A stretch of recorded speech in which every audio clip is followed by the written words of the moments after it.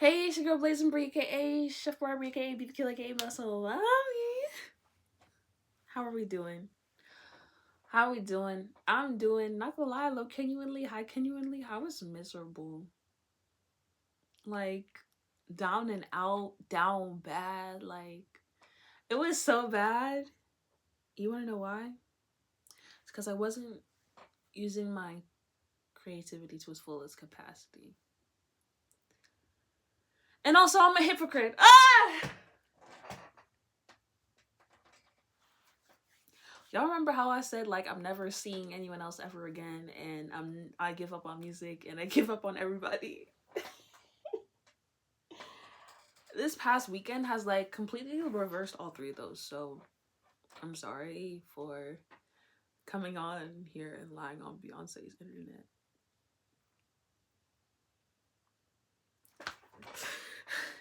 So okay, let me explain because this is way too much. This past weekend I helped volunteer at my friend Kelly Josephine. And the card that I pulled, the oracle card that I pulled for the collective, was the shapeshifter. On the car ride over to the event, I was complaining about how I felt like maybe I'm too black and white spaces, and the sake of professionalism, I gotta button myself up. Maybe I'm too white and black spaces. Maybe I just gotta like bring out my ghetto side. But then it's like I feel like a personality split to where it's like, okay, when I'm hosting my own events and there's a mixed bag, and on myself, I feel like I'm either too professional or too ghetto, or like, where's the balance? And and it felt like, okay, I'm thinking about it too much. Let me just take a step back, which I have been doing. When I host, I don't really think about stuff like that. It's only when I'm outside of it is when I really think about how I've been acting. And it's like, okay, I don't want to be perceived like that, act like an actor, when in reality I've been an actor my whole life. Whether I like it or not.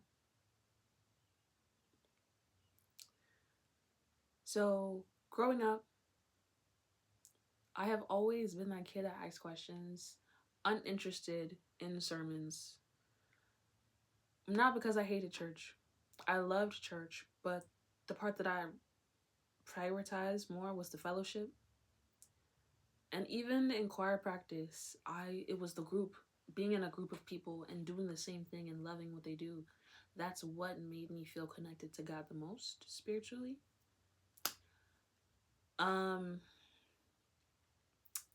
But of course I was that kid to watch out for, because I wasn't having none of that when it came to the sermons. Don't get me wrong, I watch sermons now. Like, don't get me wrong, I do watch sermons, so not too much. But all my life I just realized, oh my goodness, this is serious. Like, why do I not feel like I belong? And all my life I've been desiring to feel like I belong somewhere in a space. And after all the like feeling like excluded, feeling like whatever, and it's just like, oh dang, maybe I just need to create my own joint. And that's what I did. Turning that pain into power, that's the true alchemy of an artist. That's why Rainbow Pain, link in my bio, tap in and buy that book if you want to hear about the love, lust, and grief that I endured for like years.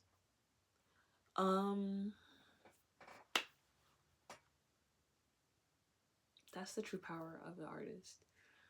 And since I have not been having an avenue to really turn this pain into something else, I've been sitting in it and I've been wallowing in it and I've been miserable. That's why I say I'm a hypocrite, because I say, forget music, forget everybody. And then I'm just like, okay, maybe I need people. And I do need people. So annoyed at myself.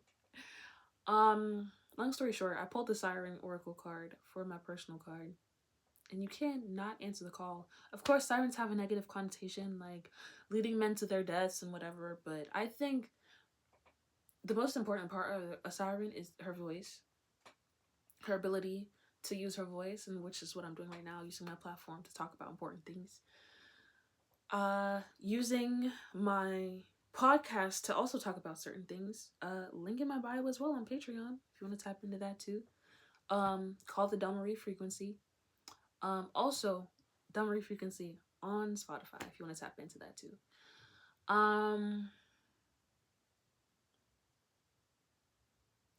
Using my voice, that's it. Like my voice. And my friend, he told me my voice is my gift, but I'm like, what am I supposed to do with this? I've been doing it this whole time. Questioning things. Feeling like coming from a childhood of oppression, suppression, depression, I'm using all this to transmute it into something beautiful and powerful. And I think that's important for everyone. But especially me. Because growing up as a Black woman from the South is not easy. Like, not easy at all. So,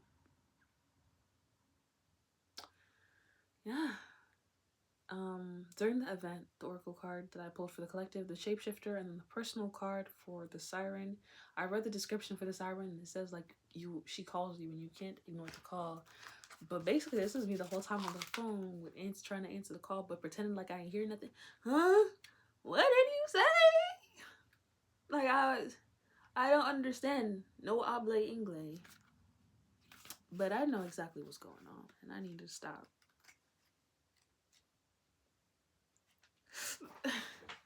I need to stop, like, because I say I'm gonna stop, but I don't stop.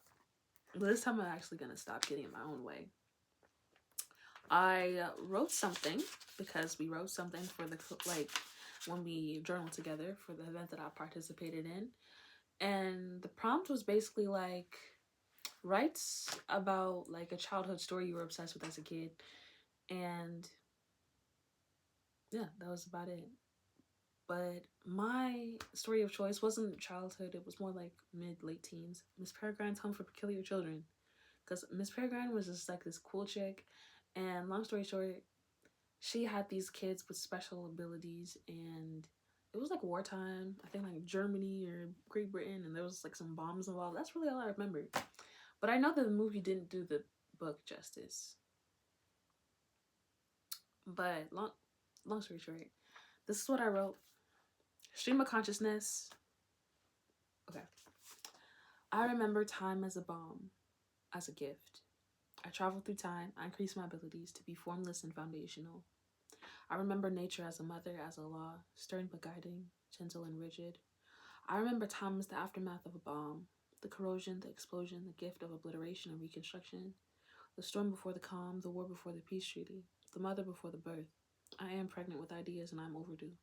Gifts of silence stuck spotted on my face. My throat is warm. No, on fire. No, closing in on me. My essence is in cosplay. My soul is priceless. My womb holds years of angst, pain, and anxiety. I'm pregnant with passion. Broken circuit, diluted. Breathe out the pain. Take care of her. Is there a cure for heartache? A grand solution for grief? I'm pregnant with questions. Do I need answers? My body only feels safe when I can run. I want to kill my old self, but I fear she's hiding in me somewhere. Where can she be found? The world isn't that crazy, I know. In the midst of inner turmoil, I run to the problems hoping for a solution. Solace and solitude, paranoia in people, detached, throw up. I feel like I want to upheave. Still mourning, still acting, still shifting, still in pain. Maybe we weren't meant to relieve it. We're meant to hold space and acknowledge it. That basically sums up how I feel about myself. Rainbow pain, the alchemization of pain into power, acting, switching, shifting, admitting. After this event, which was amazing, shout out Kelly Jo, Liberated Creative on Instagram, I went to another event, which I was supposed to be working at, but I just ended up attending. It was a dance party. There was some dancers there, and it was amazing. I met someone, and they seemed really cool. We danced, we vibed, And I just remembered maybe I'm supposed to be just living instead of just like unpacking everything. I'm supposed to be living while I'm doing this. And I'm grateful that I had these events back to back. What else should I say? Oh yeah, I showed them my music. Again, after I pulled the siren personal card, I was like, fuck it. Let's show people my music. And I did.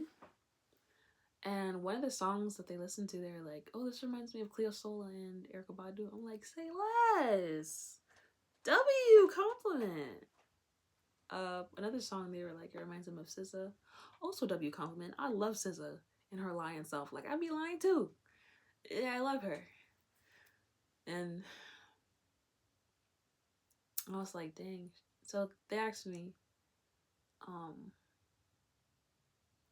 how do you feel when you listen to your own music? I'm like, I feel like my best music isn't out yet. They're like, well, of course, you're a perfectionist, you're an artist, you're sensitive about your stuff, whatever. They're like, what's your favorite song? I'm like, my favorite song isn't even out yet, it's unreleased. And I just realized I'm sitting on so many good songs. For what? Why am I gatekeeping my stuff? Like, of course. The people need to hear it.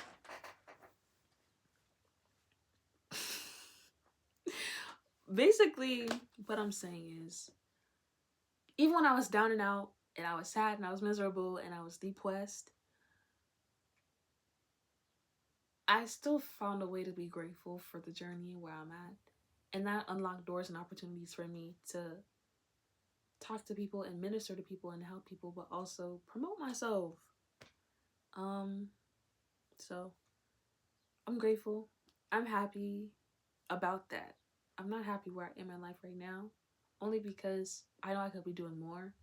But the crippling thought of me supposed to be doing more is actually making me slow down. So it's like, okay, lock into it, lock in chat. Like we finna just get to it. I've been taking care of my plants. I think a deer ate one of my leaves, and I'm kind of pissed off. But that deer probably needed some sustenance. So I'm gonna find a way to build some kind of gate, some kind of something to make sure ain't no deer trying to take over my stuff.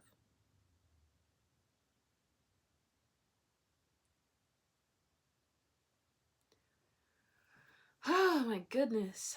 The siren. Answering the call of the siren. The siren has so many negative because of the myths and the stories and the legends about sirens, and I'm gonna start studying them actually, because I don't think they're as bad as people think. They got to be some reason why they doing what they doing.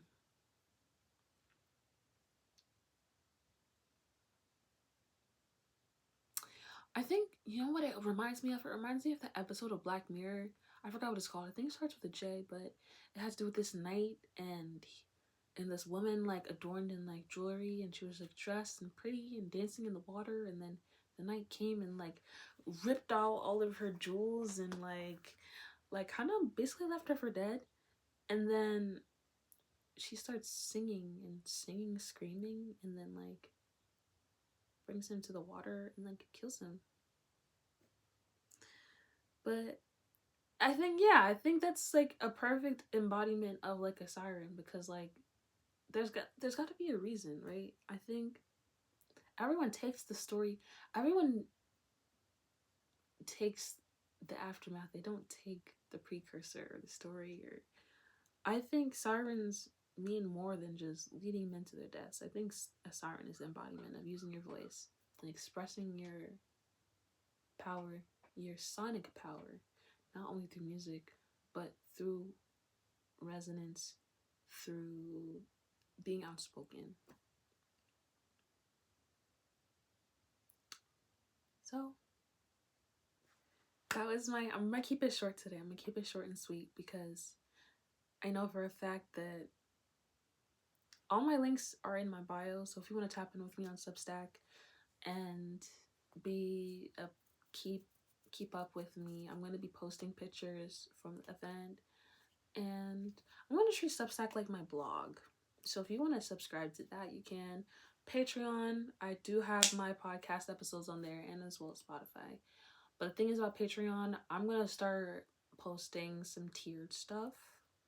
So if you want to tap in with that and support your girl, you can also do that. What else?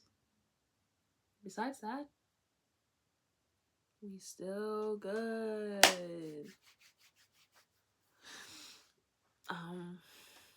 I'm excited. That's all.